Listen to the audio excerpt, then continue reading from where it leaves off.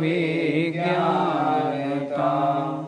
शिव स्वरूप शिवकार, नमः त्रियोग संहारिके।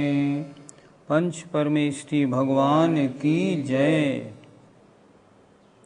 6 ढाले की छठी ढाल चल रही है। सामने बोर्ड पर जो 4 पंक्तियां लिखी हैं, इनमें 4 महाव्रतों का वर्णन है।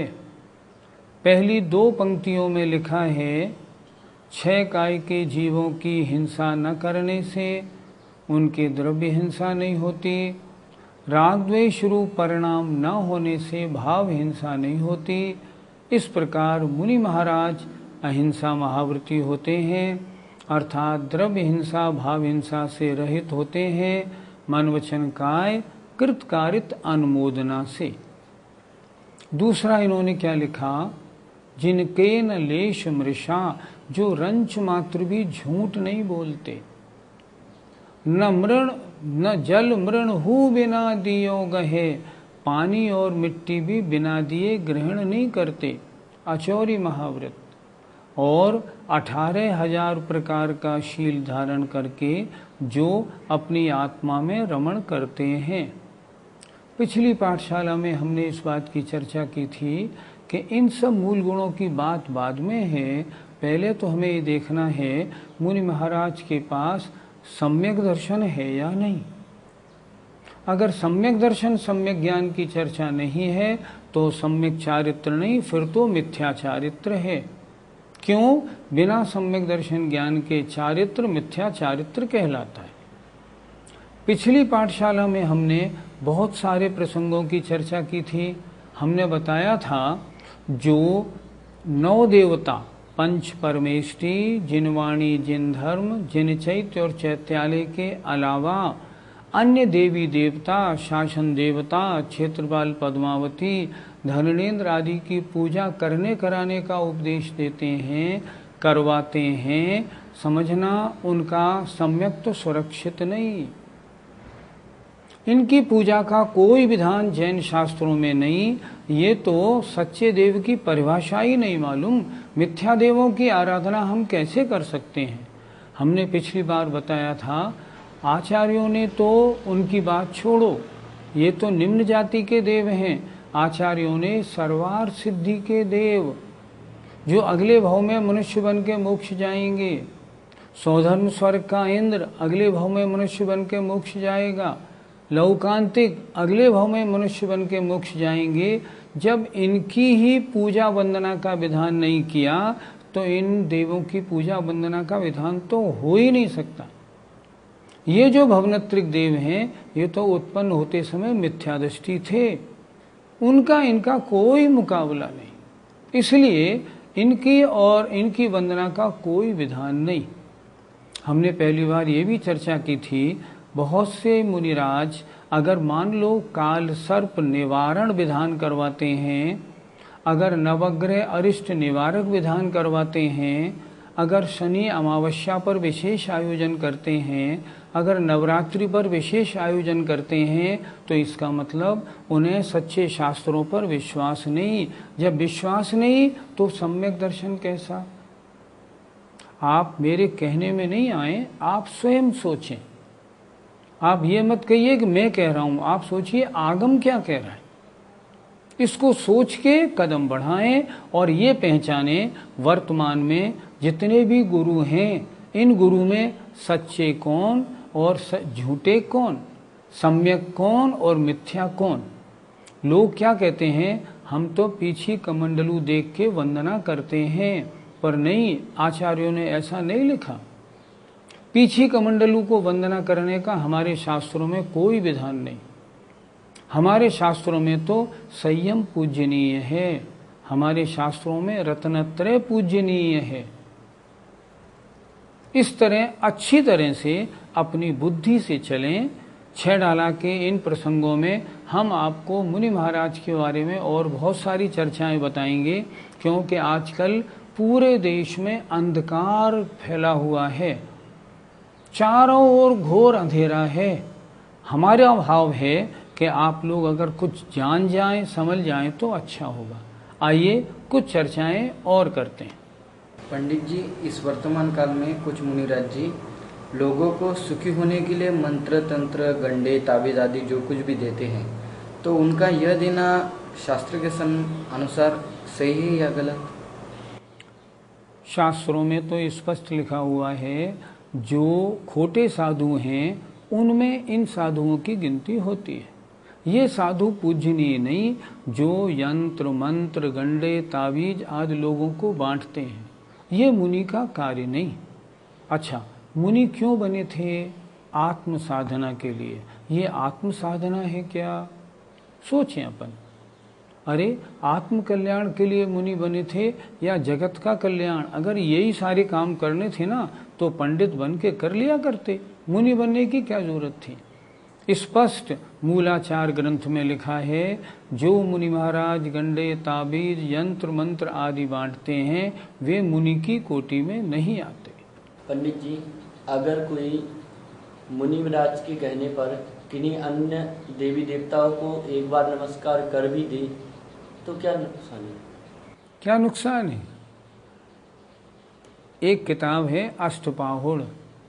उस अष्टपाहुड़ की टीका में सुत सागर सूरी लिखते हैं, एक बार अन्य कुदेव को, अर्थात इन 9 देवों के अलावा पंच परमेष्टि जिनवाणी जिन धर्म जिन चैत्यालय के अलावा किसी अन्य देवी देवता को एक बार नमस्कार करने से 1,00,000 परस्त्री सेवन से 4 गुना पाप लगता है। क्या सुना? फिर दोबारा सुने। एक बार किसी कुदेव को नमस्कार किया तो कितना पाप लगेगा? 1,00,000 परस्त्री सेवन करने से भी 4 गुना। अब आप सोचो, जो लोग इसी काम में लगे पड़े हैं, जिन्होंने अपने घरों में देवी देवता विराजमान कर रखे हैं, उनकी कौन सी गति होगी भगवान जाने, हमें नहीं मालूम। हम तो अष्टपाहुड़ की जो गाथा की टीका में स्पष्ट लिखा है वो हम आपको बता रहे हैं। वर्तमान में कुछ मुनिराज लोगों के मनोरंजन के लिए बड़े बड़े प्रोग्राम रखते हैं, क्या उनका यह ठीक है करना? क्या वो लोगों के मनोरंजन के लिए मुनि बने? सोच, किस लिए बने? सामने क्या लिखा हुआ है? रागादि भाव निवारते। अहिंसा महाव्रत कब होता है? जब चित्त में राग द्वेष नहीं हो। लोगों के मनोरंजन में मैंने देखा कहीं फैंसी ड्रेस शो हो रही है, तरह तरह के प्रोग्राम हो रहे हैं, लोगों का मनोरंजन हो रहा है, और मुनि महाराज रात को 9 बजे 10 बजे 12 बजे तक मंच पे बैठे और आनंद ले रहे हैं। क्या ये मुनियों की चर्या है? उन्होंने मुनियों के बारे में क्या लिखा इष्टोपदेश में? इच्छत्ते कांत संवासम निर्जनम जनितादर। मुनि महाराज सोचते हैं, मैं एकांत में रहूं, मेरे पास कोई भी व्यक्ति नहीं आवे, जिनका इन चीजों में आदर है, वे मुनि होते हैं।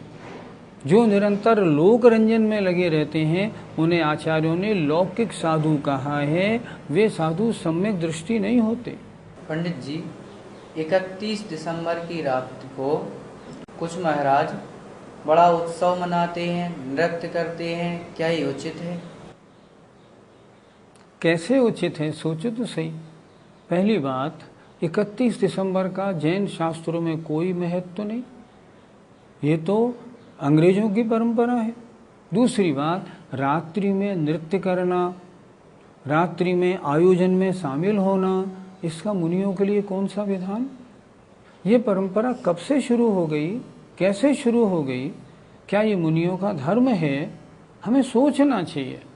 और बड़े अचंभे की बात है, हम लोग इसमें शामिल क्यों हो जाते हैं? हम इतने अज्ञानी क्यों बने हैं? हमसे कोई कहे ना तो हम कहते हैं भाई हम तो महाराज के कहने से शामिल हो गए।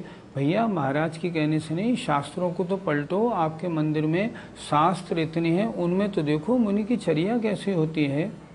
31 दिसंबर की रात्रि को प्रोग्राम कराना, नृत्य करना, ये कहाँ का धर्म होता है? नहीं, ये बिल्कुल मुनि की कोई चर्या नहीं। यदि कोई मुनिराज अपने दीक्षा देने वाले गुरु की जो शिथिलाचारी है, उनकी वंदना करे अथवा न करे? मूलाचार में स्पष्ट लिखा है कि अगर कोई मुनि अपने दीक्षा गुरु की शिथिलाचारी होने पर भी वंदना करता है, उसका रत्नत्रय सुरक्षित नहीं है। वंदना ना करे, स्पष्ट आज्ञा है। कैसे करेगा? तो फिर क्या करें? छोड़ दे अपने आचार्य को। उनकी मैं वंदना कैसे करूं? नहीं तो वंदना करने में उनका रत्नत्रय दूषित हो जाएगा। पंडित जी, क्या कोई मुनिराज जी जन्मपत्री, विवाह मुहूर्त आदि मिला सकते हैं? बिल्कुल नहीं मिला सकते। किन्हीं की शादी आदि के कार्य का तो मनवचन काय कृतकारित अनुमोदना से त्याग ब्रह्मचर्य प्रतिमा वाला का हो जाता है, गृहस्थ का हो जाता है। मुनि तो किसी की शादी का मनवचन काय कृतकारित अनुमोदना से दूर दूर तक समर्थन करने वाला नहीं होता। इसलिए ये कार्य तो मुनि के हैं ही नहीं। चतुर्मास प्रारंभ के समय मंगल कलश, चतुर्मास कलश जो स्थापन करवाते हैं, तो क्या उनकी पूजन करना आगम सम्मत है? चातुर्मास कलश की जो स्थापना हुई, वे कलश क्या पंचपर्वेष्टि में आते हैं? सोचो, क्या वो जिनवाणी जिन चैत्य में आते हैं, जिन धर्म में आते हैं, जिन मूर्ति में आते हैं, मंदिर में आते हैं? किसी में नहीं आते। उनकी पूजा कैसे कर लेंगे अपन? हम तो वीतराग सर्वज्ञ हितोपदेशी या इनके बताने वालों की पूजा करते हैं। इन चातुर्मास के कलशों की जो स्थापना हो जाती है ना, कि इनको रोज अर्घ चढ़ाओ, ये बिल्कुल आगम सम्मत नहीं है। नहीं चढ़ाना अर्घ अपने को, ये भगवान थोड़े हैं। पहली बात, चातुर्मास कलश स्थापना करना ही आगम सम्मत नहीं है। किस शास्त्र में लिखा चातुर्मास कलश की स्थापना होनी चाहिए?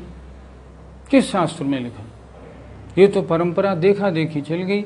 जब से चातुर्मास बहुत महंगे होने शुरू हो गए, चातुर्मास में लाखों और करोड़ों का खर्चा होना शुरू हो गया, तब से चातुर्मास कलश स्थापना मुनि महाराज कराते हैं। चातुर्मास कलश स्थापना का आगम में कोई वर्णन नहीं मिलता। और स्थापना कराएं मान लो, और अगर श्रावक लोग उसकी स्थापना करें, तो इनकी पूजा का तो कोई विधान ही नहीं, सवाल ही नहीं उठता। पंडित जी, कुछ मुनिराज जैसे किसी के घर में जाकर के कलश स्थापना, शुद्धि वगैरह कराते हैं, तो ये उचित है? और ये भी बोलो ना, और उसके बदले में एक राशि भी तय करते हैं कि आपको 1,11,000 रुपये देना होगा, ये कलश हम आपके बेडरूम में स्थापित करेंगे। ये मुनि का धर्म नहीं। मुनि का धर्म, मुनियों के मूल गुण में ये काम थोड़ी लिखे। मुनि का पैसे से दूर दूर तक कोई संबंध नहीं। देखो, जहां अर्थ दिखता है ना, वहां परमार्थ नहीं दिखता। या तो पैसा देख लो या आत्म कल्याण की बात देख लो। ये जो मुनि महाराज घरों में जाके इस तरह के कार्य करने लगे, ये सब कार्य बिल्कुल गलत है, मुनि पद के बिल्कुल योग्य नहीं। पंडित जी, क्या मुनि महाराज रात्रि में प्रवचन कर सकते हैं? रात्रि में जब बोलने की आज्ञा नहीं, तो प्रवचन की आज्ञा कैसे? मुझे याद आ रहा है, हमारे जयपुर में ही संगी जी के मंदिर में एक आचार्य महाराज पधारे थे। रात्रि को 7:45 बजे, रात्रि होने के 1-1.5 घंटे बाद उन्होंने अपना प्रवचन प्रारंभ किया। लोगों ने उनसे 4 बजे कहा था, महाराज आप अपना प्रवचन करिए, अभी करेंगे, अभी थके हुए हैं। उन्होंने 7:45 बजे से लेकर रात्रि को 8:45 बजे तक प्रवचन किया। जब प्रवचन करके चुके, तो एक विद्वान ने खड़े होकर पूछा, महाराज रात्रि में प्रवचन करना, ये तो शास्त्रों में कहीं बताया नहीं, आज तक हमने तो किसी को देखा नहीं। तो देखो, वे आचार्य महाराज कितना अच्छा उत्तर दे रहे हैं। लोगों को भ्रम में डालने के लिए उत्तर बनाना भी एक कला है। उन्होंने क्या उत्तर दिया? क्यों, क्या तीर्थंकर भगवान की दिव्य ध्वनि रात को 12 बजे नहीं होती? जब तीर्थंकर भगवान की दिव्य ध्वनि रात को 12 बजे हो सकती है, हमने तो 8:45 बजे तक प्रवचन किया है, क्या बुरा कर दिया? अब आप सोचो, क्या ये उत्तर सही है? संभव शरण में तो दिन रात का विकल्प ही नहीं। वहां तो 24 घंटे दिन ही दिन है, वहां रात्रि का काम ही नहीं होता। वहां की बात और अपनी बात कोई मिलाना चाहिए क्या? आज तक आपने किसी को रात्रि में प्रवचन करते हुए देखा? नहीं देखा। लेकिन उनका जवाब कितना विचित्र जवाब था। एक तो गलत काम करना और लोगों को उसका गलत उत्तर देना क्या उचित है? क्या ऐसे साधुओं को हम सच्चा साधु कह के नमस्कार कर सकते हैं क्या? आप अपनी तरफ से सोचो, मेरे कहने से मत सोचना। स्त्रियों का प्रवेश कितने बजे तक कब तक होना चाहिए?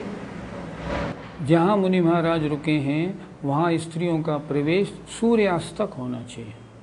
सूर्यास्त के बाद स्त्री अंदर प्रवेश ना करे। दूसरी बात, सूर्यास्त के बाद कोई भी प्रोग्राम हो, उस प्रोग्राम में मुनि महाराज कभी शामिल नहीं होते। कोई भी सांस्कृतिक प्रोग्राम हो, मुनि महाराज ऊपर से भी नहीं देख सकते।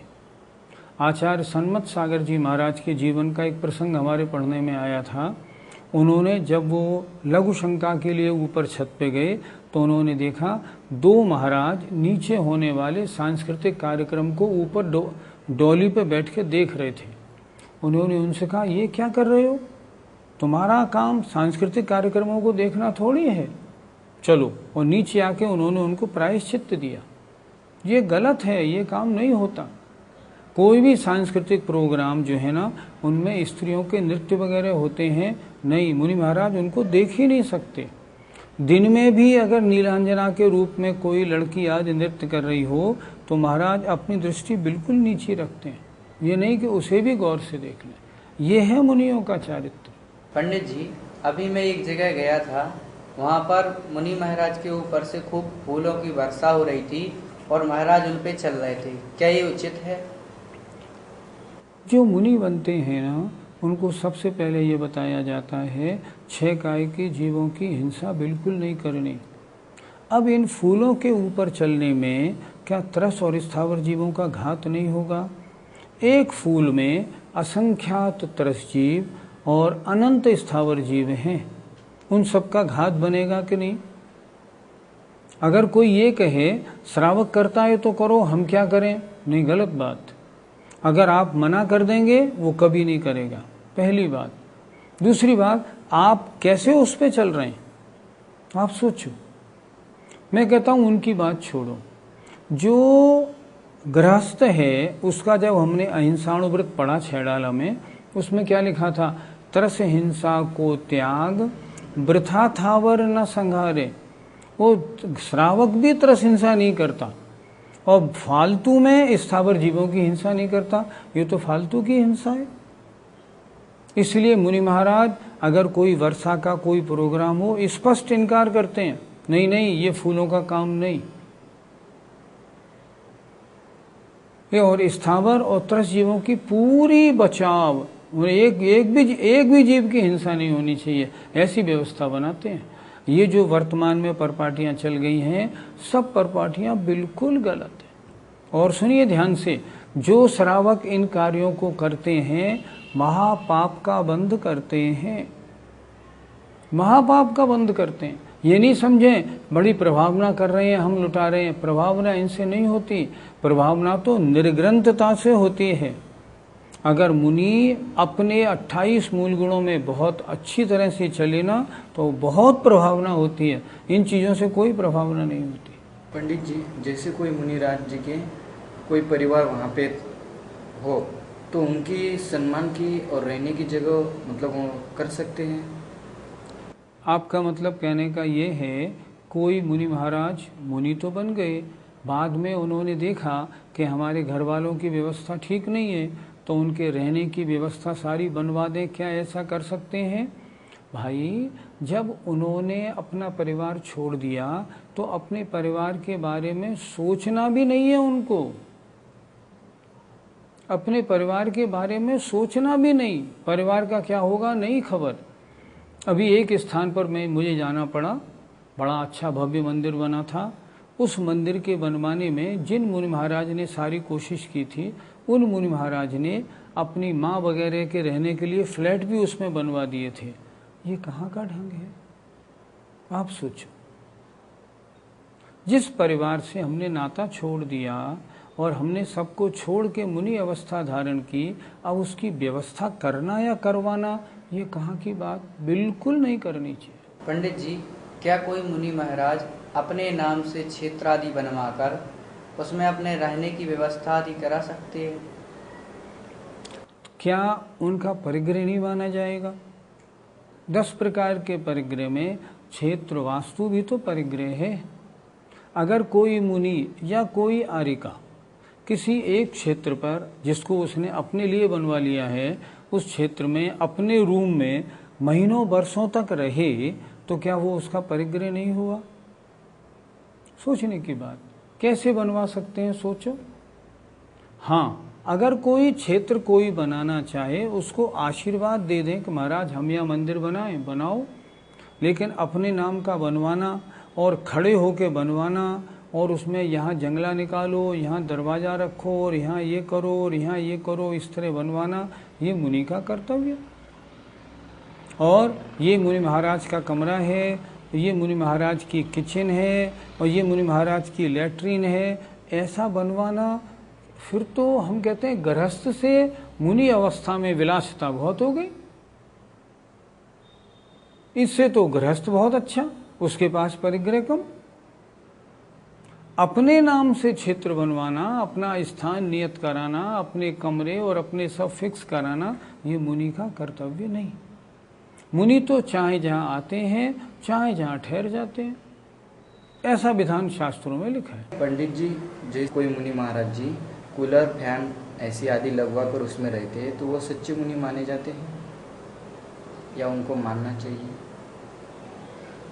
मुनि महाराज के कैसे उनका चारित्र होता है, इसकी चर्चा सामने हो रही है। क्या लिखा है पहले? 6 काय के जीवों की हिंसा नहीं करते। अब मैं पूछता हूँ, यदि पंखे में बैठे हैं तो क्या त्रस और स्थावर जीवों की हिंसा नहीं हो रही है? बोलो। अगर मान लो कूलर चलाया है तो उसमें त्रस स्थावर जीवों की हिंसा नहीं है। एसी में रह रहे हैं तो क्या त्रस स्थावर जीवों की हिंसा नहीं है? अगर हिंसा हो रही है तो फिर यूज क्यों कर रहे हैं? और अगर आप शास्त्रों को नहीं मानते हैं, फिर आपका सम्यक दर्शन कैसा? अगर आपके शरीर में इस तरह की सहने की शक्ति नहीं थी तो आपको चाहिए ये था, आप मुनि ना बनते। जरूरी थोड़ी था मुनि बनना है।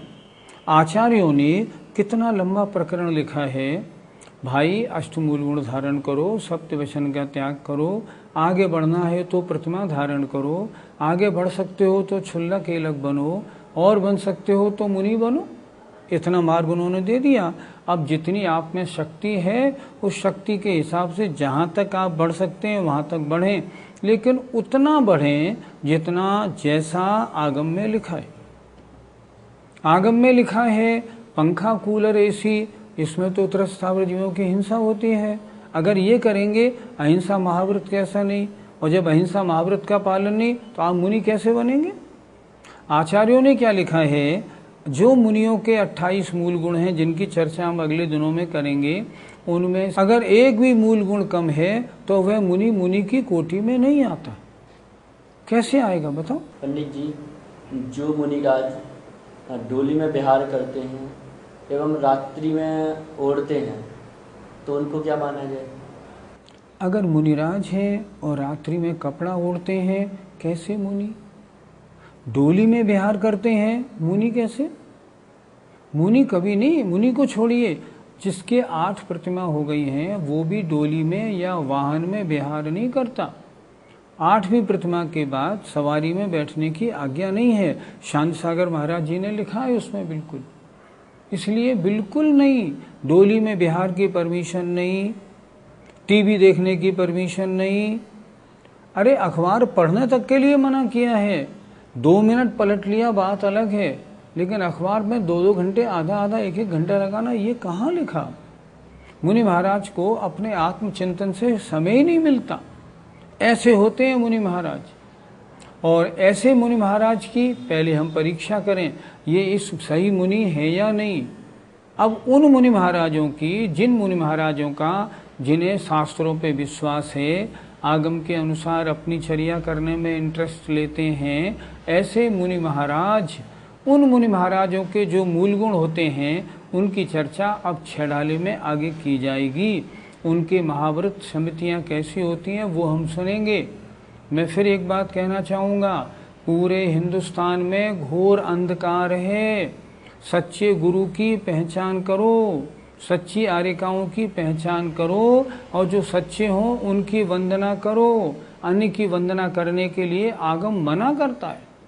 आगम कहता है अन्य की वंदना करने से उल्टा पाप का बंध होता है। जो इस सच्चे मुनि की कोटि में नहीं आते, यदि उनको आप दान देते हो, उनकी व्यवस्था कराते हो, पाप का बंध होता है, पाप का बंध। रुपए भी गए और पाप का बंध हुआ, ऐसा काम बिल्कुल नहीं करना। मुझे आशा है आप लोग ध्यान देंगे और अपने आचरण को अच्छा बनाएंगे। जय जिनेन्द्र।